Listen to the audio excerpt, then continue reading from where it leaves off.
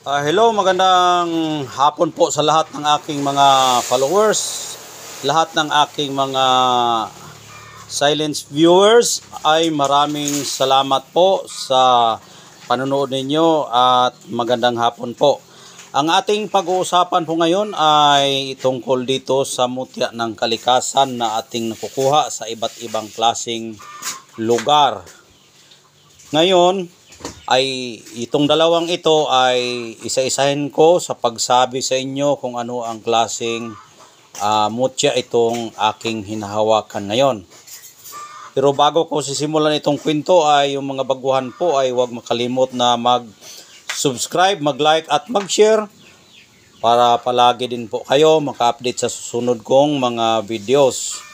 Ngayon po ay pag-usapan natin itong aking hinahawakan kung ano bang klaseng mutya ito. Ngayon ito po ay isang mutya ng scuba. Ang mutya ng scuba ay yan po ay isa sa damo na napakatigas buhatin ng kalabaw. Kahit nga yung kalabaw kapag itali mo dyan sa damuhan yung tali o lubid ng kalabaw, ay hindi talaga mahila yung puno niya. Ang laki ng puno ng scuba, ganito lang kalaki yung puno. Ganito, kasing laki ng daliri ko, ganyan. Ganito kalaki. Tapos kahit hilain pa yun ng kalabaw, hindi yan mabuhat ng kalabaw, hindi mabunot. Itong puno na yan na kahit maliit, matitigas yan, hindi mabubunot. Kaya napakaganda pong klaseng damo yan. Sa nagtatanong kung bakit ba nakuha ko ito, kung ano ang dahilan. Ang dahilan sa pagkakuha ng scuba, dahil ang scuba po ay isa po yan sa gamit sa sangkap ng mga material na ilalagay natin sa ating anting-anting at agimat. Yung puno na yan, hilain mo yung puno ng scuba. Kapag makahila ka niyan, kukunin mo yung kanyang dulo. Yung dulo sa lingtunganay na ugat, doon sa pinakadulong lingtunganay sa pinakagitna, di ba ganyan po yung ugat ng damo na scuba. Pag ganan, ugat, dito ugat, may ugat din dito, ganyan. May isang tumutubo dito na napakahaba at doon sa pinakamahaba, doon sa pinakadulo, doon ka magputol na 3 inches, 3 pulgada na ugat doon sa pinakadulong ilalim na lingtunganay. Tapos, ano mo yan, ibilad mo sa araw, tapos ilagay mo sa bote, sa sangkap ng mga garapa na pamproteksyon. Pwede rin yan ilagay sa bao na nyug na pamproteksyon. Kaya yan ang dahilan kung bakit ko nakuha itong aking mutya ng scuba. Sa paghila ko po, ito po ang aking nakukuha. Yan, araw ng Friday ko po yung nakukuha yung mutya ng scuba. Ayan, sa paghila ko pa lang, ito po ay nandoon mismo sa paghila ko, ito'y nabubunot na may lumalabas na napakagandang bato na ito po ay nilikitan sa ugat ng scuba. Kaya yan po ang dahilan na aking nakukuha.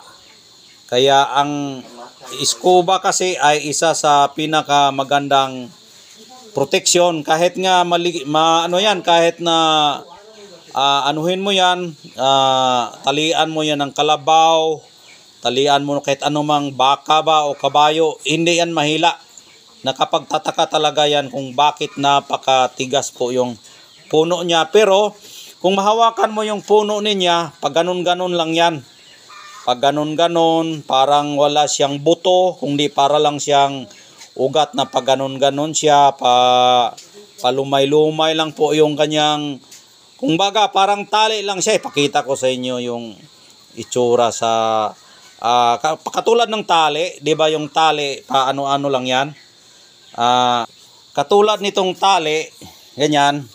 Yung puno ng scuba, pag ganun-ganun lang yan, oh. Pero napakatigas yan. Pag ganun-ganun lang yung puno ng scuba. Kahit talian mo pa yan ng pisi ng kalabaw, ay hindi talaga mabunot ng kalabaw yan. Pag ganun-ganun lang yan. Kaya maganda yan sa proteksyon din sa kabal at panipas po yung scuba. Yung kanyang lingtunganay lang ang pinaka mainam gamitin sa material yan. Sinabi ko na kanina, ganyan po yung itsura ng puno. Ito yung puno, ang ugat, ganyan yung itsura. Ugat hanggang paikot yung ugat. May isang tumutubo dyan patungo doon sa pinakailalim. Yun lang ang pwedeng magamit sa isang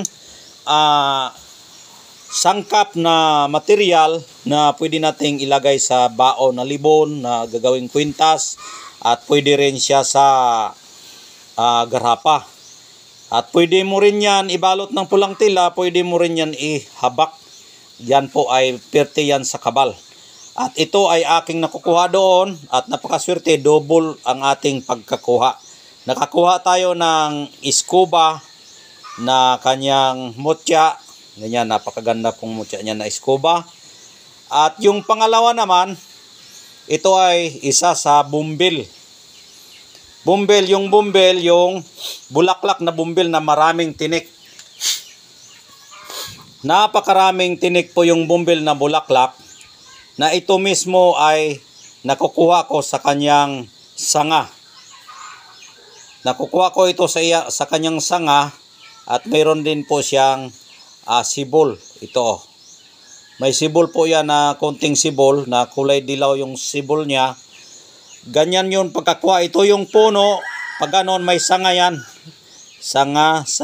Pero may mga tinik yun bawat sanga niya. At doon yan siya nakasingit ganon. At habang nakasingit siya dyan, meron ding tumutubong sanga dito. At ito ang batong iyan na iipit doon talaga sa gitna ng kanyang puno. Ganun, no? Pero ito hindi sa gitna ng puno na napakababa, no? Na simula sa puno, maabot mga 1 meter bago ito nakukuha. Ito yung puno, pag ganon, pagdating sa dulo ng kanyang puno, may sanga ganyan, 2 sanga, tapos ito po yung nasa gitna. Tapos siyempre may lumalabas yung mga sibol dito para mag-produce ng bulaklak. Kaya ito po ay ating nakikita na bato doon na nakaipit mismo sa scuba. Ayan, kaya napakaganda pong gamit itong mutya ng bumbil. Scuba na naman, bumbil. Kasi dalawa kasi yung akin.